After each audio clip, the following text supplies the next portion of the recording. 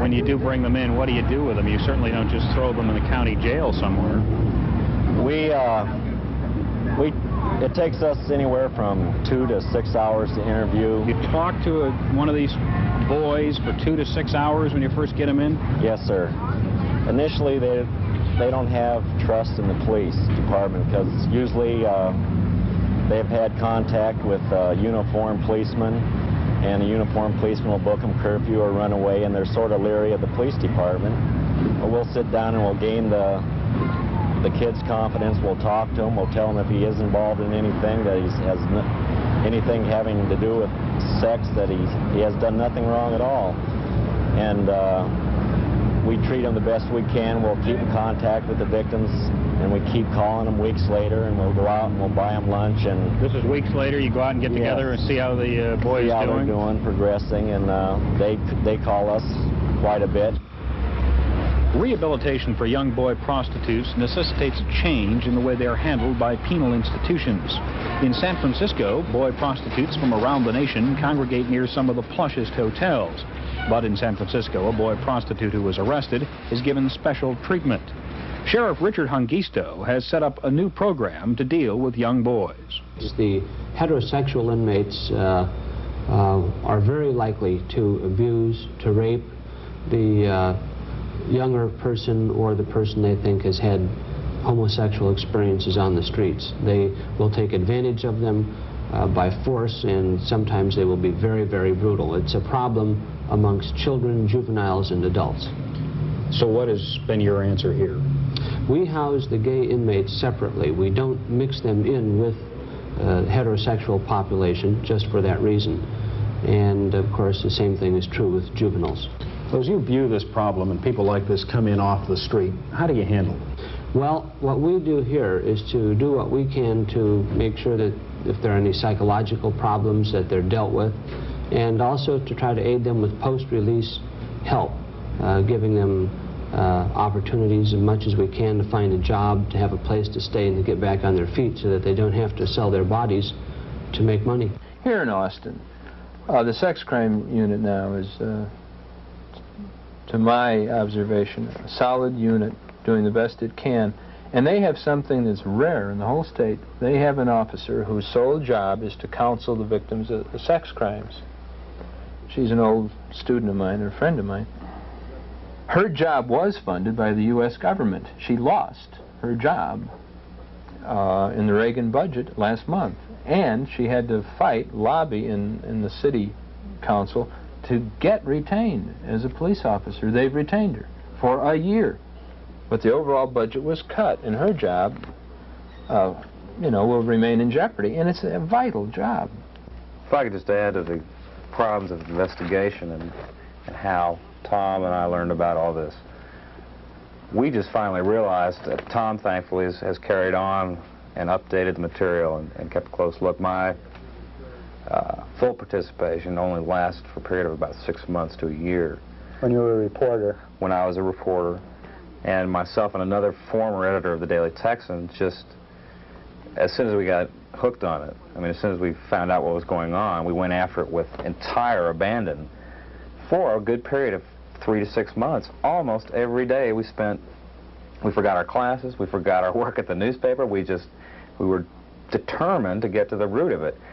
And after 6 months, we had touched the tip of the iceberg, and we realized at that time, after spending inordinate amounts of time, money, and energy, which we didn't have to spend already, that we needed to be funded by some sort of organization much larger than ourselves, and a staff much larger than ourselves, to continue it, to find out really what was going on. So I can see how law enforcement agencies, with what little funding they have, particularly during a tax time such as ours, that it's hard to do. And as I said, the more we found out, the more questions propped up, and the deeper it became. There are so many things. If it's all right to range around a little bit here, it ought to be said that in academia there's been virtually no contribution. I learned about this whole phenomenon as a teacher when a student of mine called my attention to the TV documentary Boys for Sale, which was made in Houston. I was embarrassed that I didn't know anything about the subject, mentioned it to sociologists, anthropologists, psychologists, social workers. They didn't know anything about it either. Then I went into the bibliography and found that it was first meager and second heavily oriented toward the defense and explication of the pederast, like the lawyer's commentary I quoted to you. It's considered a dirty subject, and people aren't supposed to go into it. Every semester when I lecture on it, I have students get up and walk out. I used to have complaints made to the department, to the college, to the university, and so on, that I was doing pornographic things in the classroom. That's abated, but people still get upset and walk out. Maybe not because they are offended, but because they're emiscerated by it and they want to get away from it. People don't like to look at reality. Well, especially and this is about as real as it this stuff is horrible. At any rate, if the police department from any major city went over to the major educational institution in its area and asked for a contribution from the faculty, that faculty could contribute practically nothing. Academics have been not necessarily remiss, but they have been oblivious to this. Can I ask you, unless it would compromise your information system, how do you go about getting your information? Observation, interviewing, and interviewing of many kinds. Interviewing kids, interviewing people who are willing to talk, who are on the other side of the street, so to speak, and investigators. Have you written any books, or are you planning any articles or studies on this? I'm working on a book, and I expect it will not be the last book that I'll write about the subject, and I'll be teaching a course on it in the spring, and as far as I know, it'll be the first one ever taught in an American college. Can we talk about the mass media treatment? We've kind of hit on it here and there. From what I seem to get, the electronic media, particularly a couple of TV stations, have done most of the work on it, and the newspapers haven't done much. With the exception of Mark and Gary Fendler. Right, with the exception of the Texan. Right. Well, it's interesting. Throughout all the things that we did, we thought, and perhaps we were in a minority, but we thought it was information that was in the best public interest to know, or at least be exposed to, was not touched by any other local media in town. Do you have any explanation for this? Why didn't the Austin American-Statesman pick up on it? I really don't know. Or the TV station? Did you ever take it to them? But actually, I think the Statesman did run one or two. I think they ran the initial story about Anderson, the pharmacist being busted, and that's what sparked our interest. And of course, and they dropped it. Did you ever talk to the reporter that did that story and see why they didn't pursue the... No, I don't think I did. I think we got so wrapped up in what we were doing. What about down in Houston? Is there any evidence of pressure to keep the lid on down there?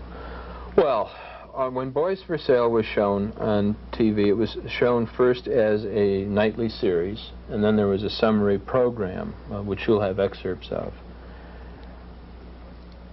The biggest bank in Houston withdrew its advertising from the show and from the station because it showed that program. Wow. But they didn't withdraw it until the last... Not the last minute. They kept saying, if you don't kill that program tonight, we're going to withdraw our advertising. And they did. And the bank managed to get the other advertisers for that program to withdraw their advertising. The Houston Post and the Houston Chronicle, again, that story I mentioned in the previous program about the bust of this mansion with this incredibly elaborate film studio in it, emerges in the Post and the Chronicle as a little place with some cameras. Yeah, and the problem is not so much that the incidents are ignored, but there's never any follow-up. There's never any investigation. They just take the easy way out. Something happened, boom, it happened. Next day it's forgotten. What we need in the media is follow-up and investigation on everybody's part, so that we'll become sensitized to the issue. You had some threats of physical violence also when you were doing this investigation. Well, did you not? We were working with some people from Houston who knew a lot more about it than we did, and they, of course, counseled us and said, beware.